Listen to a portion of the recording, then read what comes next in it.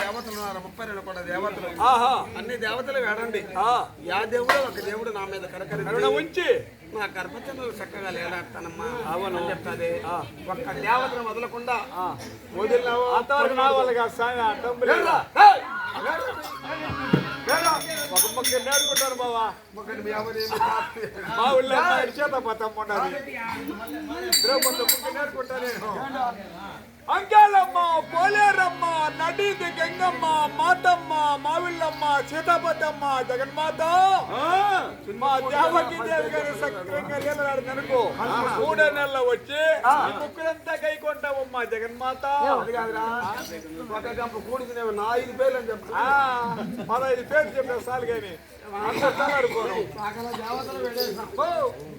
40 విధాలుగా అన్ని దేవతలు వేడుకున్నామయ్యా. ఒక్క మాట అమ్మా, ఏమంటే ఇదివరకు నేను 6 కాల్పుకున్నాను. అవును.